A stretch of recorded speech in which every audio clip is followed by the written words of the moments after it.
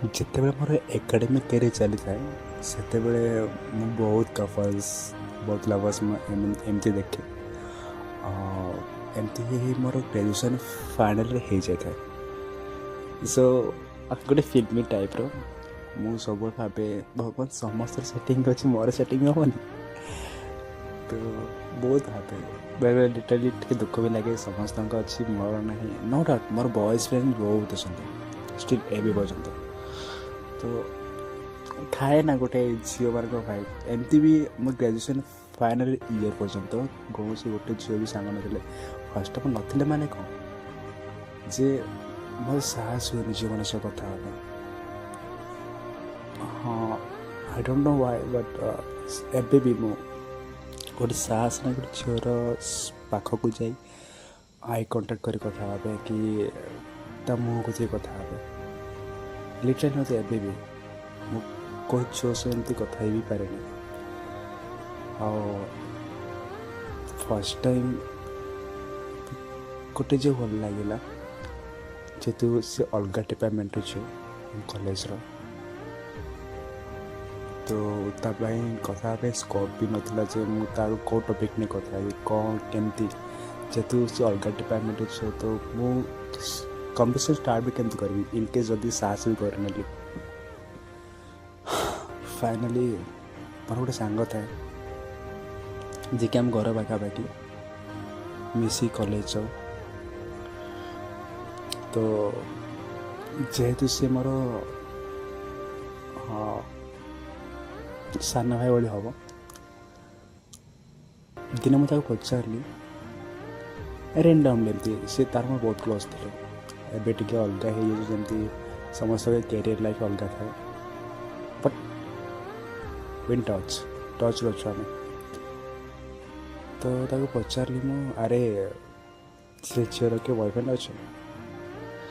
ତ ଦିନେ କ'ଣ ହେଇଛି, ସେ ଝିଅ ପୋଷ୍ଟ ପାଖେ ଥାଏ, ତାର ଗୋଟେ ମେଲ୍ ବେଷ୍ଟ ଫ୍ରେଣ୍ଡ ଥିଲା, ଷ୍ଟିଲ୍ ଏବେ ବି ଅଛି।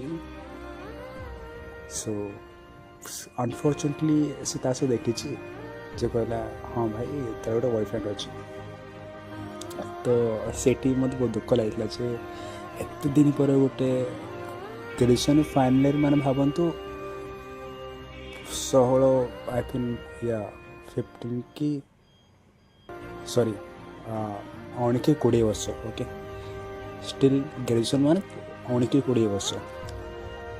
ତ ସେ ପର୍ଯ୍ୟନ୍ତ ମୋର କିଏ ଆସିନଥିଲା ଲାଇଫ୍ରେ, ମାନେ ଯେଉଁ କୁହନ୍ତି ନା ଫିଲ୍ ବାଲା ଯେଉଁ, ସେମିତି କେହି ବି ଆସିନଥିଲେ। ଆଉ ୱାନ୍ସ ଆସିଲା ପରେ ମୋତେ ଏମିତି ଶୁଣିବାକୁ ମିଳିଲା ଯେ ହଁ ତାର କିଏ ବୟଫ୍ରେଣ୍ଡ ଅଛି କି ଯିଏ ତା ପର୍ସନାଲ୍ ଲାଇଫ୍ରେ କେହି ତାର ମନ ମଣିଷ ଅଛନ୍ତି। ତ ଏସବୁ ପରେ ବି ତା ପାଇଁ ମୋର ଫିଲିଙ୍ଗସ୍ ଟିକେ ବି କମିନଥିଲା। ମୁଁ ଭାବିଲି ଛାଡ଼ ଯାହା ତ ହେଇଛି। ଫିର୍ ବି ମନ ମାନୁନଥାଏ, ତାକୁ ଦେଖିଲେ ସେଇ ଫିଲ୍ ଆସୁଥାଏ। ସେ ବହୁତ ଲାଜେଇ, ମାନେ କଲେଜରେ ଏତେ ବି କାହା ସହ ଇଣ୍ଟିମେଟ୍ ନୁହଁ। ନିଜ ଡିପାର୍ଟମେଣ୍ଟର ଅଳ୍ପ କିଛି ଛୁଆ ସହ ଛାଡ଼ିଲା ପରେ ସେ ଆକାଶ ବି ଏତେ ଇଣ୍ଟିମେଟ୍ ନୁହଁ। ବହୁତ ଲାଜୁଆ ସେ, ଯେମିତି ମୋ ଭଳି। 20 ବର୍ଷ ପରେ ବି ମୁଁ ଯଦି କେଉଁ ଝିଅକୁ ଚାହିଁନଥିଲି, ଫିର୍ ବି ତାକୁ ଦେଖିଲା ପରେ ମୋର ଫିଲ୍ କିଛି ଅଲଗା ଆସିଲା। କଲେଜରେ ବହୁତ ସୁନ୍ଦର ଝିଅ ଥିଲା, ଫିର୍ ବି no doubt she was also leave it। ତ ଏମିତି କଥା କ'ଣ ହେଇଛି, ମୁଁ ଏମିତି କଲ୍ କରୁ ଗୋଟେ ସଜେଷ୍ଟ ଆସେ ନା ଫ୍ରେଣ୍ଡ ପାଇଁ। ତ ଫେସବୁକ୍ରେ ଏମିତି ଗୋଟେ ସଜେଷ୍ଟ ଆସିଥିଲା, ତା ନାଁ ବି ମୁଁ ଜାଣିନଥିଲି ଆକ୍ଚୁଆଲି। ତ ମାନେ ଜାଣିଛି କି ଜାଣିନି ଏତେ ବି ସିଓର ନଥିଲି। ଆଖି ବୁଝିକି ଆଡ୍ ଫ୍ରେଣ୍ଡ କରିଦେଲି, ଯେମିତି କାଳେ ସେ ହେଇଥିବ। କିଛି ଘଣ୍ଟା ମଧ୍ୟରେ ରିପ୍ଲାଏ ଆସିଲା, ୟୋର ଫ୍ରେଣ୍ଡ ହାଜ୍ ଆକ୍ସେପ୍ଟେଡ୍। ଯେହେତୁ ତାର ଫଟୋ ହିଁ ନଥିଲା,